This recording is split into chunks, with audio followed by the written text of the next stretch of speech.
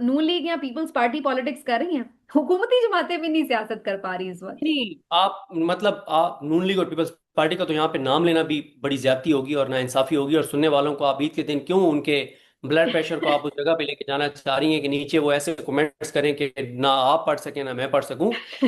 السلام علیکم، کیسے ہیں دوستو اس ویڈیو کو آخر تک ضرور دیکھیے. اس میں صدیق جان صاحب نے ایسا تجزیہ دیا ہے کہ آپ حیران رہ جائیں گے. اگر آپ نے یہ ویڈیو پوری نہیں دیکھی تو سمجھو کہ آپ نے کچھ نہیں دیکھا، آپ نے کچھ نہیں جانا. کمنٹ میں اپنی رائے دے، ہمیں سپورٹ کرے. سپورٹ کے لیے ویڈیو آخر تک ضرور دیکھیے.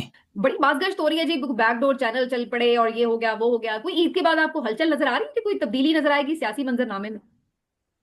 دیکھیں یہ کچھ کہنا قبل از وقت ہے. ابھی تک آپ دیکھیں کہ جتنی بھی باتیں چلی ہیں کہ پس پردہ بات چیت چل رہی ہے، تو گراؤنڈ کے اوپر تو ہمیں کچھ ایسا نظر نہیں آ رہا. گراؤنڈ پہ بھی تو نظر آئے نا، گراؤنڈ پہ ہمیں کچھ بھی ایسا نظر نہیں آ رہا. یعنی زیادہ سے زیادہ کیا ہوا ہے، بشرا بی بی کی فیملی سے ملاقات ہو گئی ہے جو کہ ریگولر ہونی چاہیے تھی.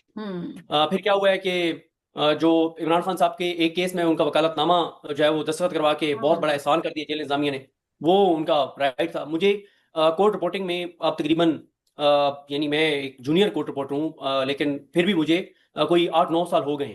8-9 سال کورٹ رپورٹنگ کرتے ہوئے میں نے پہلی بار دیکھا ہے کہ کسی کیس میں جو کوئی قیدی ہے، ناحق قیدی ہے، بے گناہ قیدی ہے، جس کے وکالت نامے بھی دستخط نہیں ہو رہے. یہ میں پہلی بار یعنی اپنی کورٹ آپ رپورٹنگ میں اندازہ دیکھا. لگائیں، یہ تو کبھی خبر ہی سنی نہیں تھی کہ وکالت نامے دستخط ہو گئے ہیں نہیں ہوئے. مطلب یہ کبھی کوئی خبر ہی نہیں رہی نا. یہ تو ایک وہ کام ہوتے ہیں جو روٹین کے کام ہوتے ہیں جس کے اوپر خبر تھوڑی بنتی ہے کہ وکالت نامہ سائن ہو گیا ہے. ہم نے کب سنا دیکھیں کبھی کسی کا کہ کوئی دیکھ- وکالت نامہ سائن ہوا ہے؟ دیکھیں ہم نے عالمی عدالت انصاف میں جب معاملہ گیا، اس کے بعد ہم نے کلبھوشن کو بھی وہ رائٹس دیے جو ایک قیدی کو ملنے چاہیے، جو ایک اکیوزڈ کو ملنے چاہیے. ہم نے یہ قانون بنایا کہ اس کو بھی اپیل کا حق ہوگا. آپ اندازہ لگائیں. اچھا یہاں پہ حالات یہ ہیں کہ عمران خان صاحب جو ہیں یہ وہ قیدی ہیں جن کے وکالت نامے دستخط نہیں ہو رہے، جو کہ مطلب اگر کسی نے پاکستان کے اندر 100 لوگوں کو قتل کیا، کوئی یعنی آپ یہاں تک دیکھیں کہ اگر کوئی ایسا دہشت گرد ہے جس نے کوئی 200 لوگوں کو شہید کیا بے گناہوں کو، اس کو بھی اگر اس کا ٹرائل چلے گا تو اس کو بھی یہ رائٹ ہے. جس نے 200 بے گناہوں کو شہید کیا ہے، اس قاتل کو، اس درندے کو بھی یہ رائٹ ہے کہ اس کا وکالت نامہ بھی سائن ہوگا، وہ اپنی مرضی کا وکیل بھی کرے گا، وہ اپنا کیس بھی لڑے گا. لیکن عمران خان صاحب کے معاملے میں ہم دیکھ رہے ہیں کہ وہ چیزیں ہو رہی ہیں. اگر ویسے میں آپ کو بتاؤں، ابھی تو کیونکہ ایک چیزیں اس طرح کی چل رہی ہیں کہ ہم لوگ بھی ڈے ٹو ڈے کی چیزیں چلا رہے ہیں، اور انویسٹیگیٹو جرنلزم پاکستان میں ویسے ختم ہو گئی ہے. کچھ چیزیں پاکستان میں ابھی بات نہیں ہو سکتی، لیکن جب سٹڈیز ہوں گی تو وہ چیزیں لکھی جائیں گی کہ پچھلے 4 سال میں پاکستان کے اندر وہ چیزیں ہوئی ہیں جو پاکستان میں 78 سال میں کبھی نہیں ہوئی. اچھا کچھ چیزیں ایسی ہوئی ہیں جن کے اوپر یہ میں آپ کو کوئی محاورتاً بات نہیں کر رہا، کوئی ہوا میں بات نہیں کر رہا، کوئی میں ایگزیجریٹ نہیں کر رہا. جب ریسرچ ہوگی، سٹڈیز ہوں گی، فیکٹس لکھے جائیں گے تو پتہ چلے گا کہ پاکستان نہیں، دنیا میں کوئی ایسی پولیٹیکل پارٹی نہیں تھی جس کے ساتھ وہ سب کچھ ہوا ہو جو تحریک انصاف کے ساتھ ہوا ہے دنیا میں. دنیا میں، پھر یہ کہہ رہا ہوں دنیا میں، پاکستان میں نہیں، جو تحریک انصاف کے ساتھ ہوا ہے. اور جو عمران، میں اکثر یہ بات تو کہتا ہوتا ہوں کہ آپ کبھی نے ایک لسٹ بنائیں، ایک سائڈ پہ پاکستان بننے کے بعد سے لے کے اب تک جتنے پولیٹیکل لیڈرز ہیں ان کے آپ نام لکھتے جائیں، سب کے نام لکھے، یعنی پہلے سے لے کے عمران خان تک کس کے ساتھ کیا ہوا، اور اس کے سامنے آپ لکھتے جائیں کہ کس کے اوپر نا کون کون سے کیسز بنے، سب کا لکھتے جائیں. پھر آپ آنکھیں بند کر کے رائٹ سائڈ پہ جتنے پاکستان کی تاریخ کے پولیٹیکل لیڈرز ہیں ان ساروں کے نام ہٹا دیں، صرف عمران خان کا نام لکھ دیں، اور پاکستان کی تاریخ کے جتنے پولیٹیکل لیڈرز تھے ان پہ جتنے کیسز بنے وہ لکھے رہیں. ایک بھی ایسا کیس نہیں ہوگا جو آپ کو کاٹنا پڑے گا.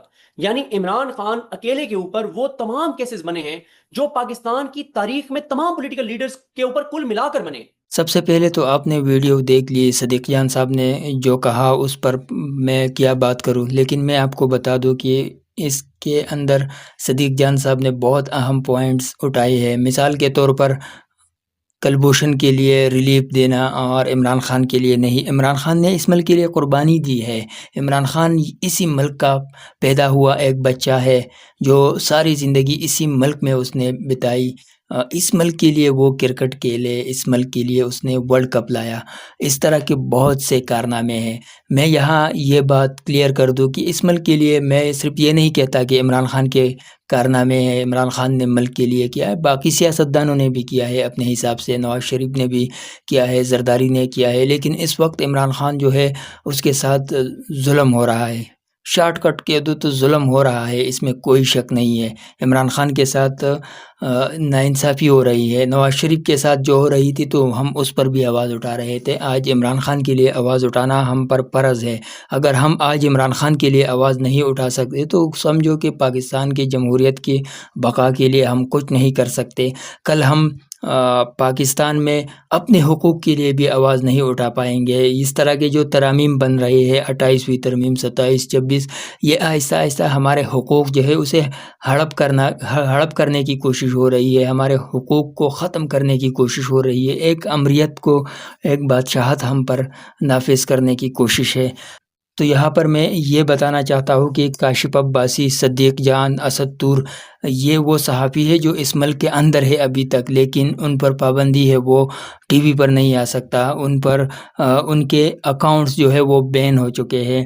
اس کے علاوہ عمران ریاض، صابر شاکر، موحد پیرزادہ، وجاہت سعید خان جیسے بڑے صحافی جو ہے وہ باہر جا کر اسائلم لے چکے ہیں۔ تو یہاں پر سوچنے کی ایک بات ہے، وہ یہ ہے کہ آپ لوگوں نے کبھی سنا ہے کہ امریکہ سے کوئی صحافی بھاگ کر پاکستان آیا ہے، سعودی عربیہ آیا ہے یا کسی اور ملک میں آیا ہے؟ نہیں، بالکل نہیں سن پائے ہوں گے۔ کیونکہ وہاں آزادی ہے، وہاں آزادی رائے کا لوگ قدر کرتے ہیں، وہاں کے حکمران قدر کرتے ہیں۔ آپ دیکھتے نہیں ہیں کہ ڈونلڈ ٹرمپ پر کس طرح کے سامنے سے صحافی سوالات پوچھتے ہیں، کس طرح کے اعتراضات کرتے ہیں، لیکن اس کے باوجود وہ منہ سے تو بہت کچھ کہتے ہیں لیکن عملی کارروائی وہ ان کے خلاف نہیں کر سکتے۔ وہاں کا قانون ایسا ہے، وہاں آزادی ہے۔ آپ جس بھی مذہب میں ہو، جس بھی رنگ میں ہو، جس بھی پارٹی میں ہو، آپ سوال پوچھ سکتے ہیں، آپ کے لیے آزادی ہے، آزادی رائے کا احترام ہے، وہاں جمہوریت ہے۔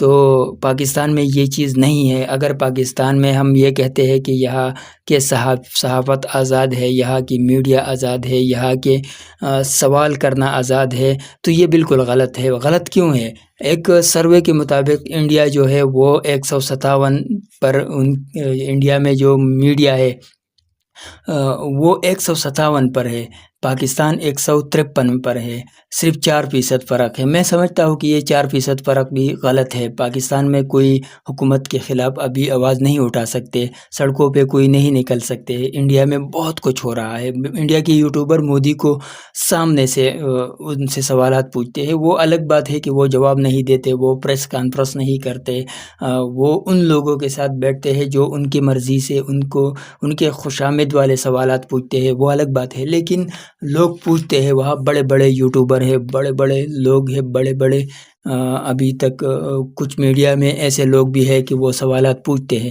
پاکستان میں اب آہستہ آہستہ یہ چیزیں ختم ہو رہی ہے۔ یہ جو رینک ہے ہمارا 153، یہ غلط ہے۔ ہم گودی میڈیا سے بھی پیچھے ہونا چاہیے۔ ہماری میڈیا جو ہے وہ اب سینسر ہو چکے ہے، اس پر کوئی آواز نہیں اٹھا سکتا۔ عمران خان کا نام لینا بھی جرم ہے پاکستان میں۔ تو میں کہتا ہوں کہ پاکستان کے لیے، پاکستان پر جو افواج نے جو 40 سال حکومت کی ہے، انہوں نے بھی پاکستان کے لیے کام کیا ہے۔ یہ بات نہیں ہے کہ ایک حکمران آتا ہے اور وہ پاکستان کو لوٹتا ہے، پاکستان کی بربادی کا سوچتا ہے، ایسا نہیں ہے۔ ہر کوئی بھی آتا ہے وہ سوچتا ہے کہ میں پاکستان کے لیے بھی کام کروں، لیکن ان لوگوں کا پھر ان میں سے ایسے لوگ تھے، ان کا لالچ بڑھ گیا تھا، وہ پاکستان کے لیے بھی کام کیا ہے لیکن اپنے جیب کے لیے بھی کیا ہے۔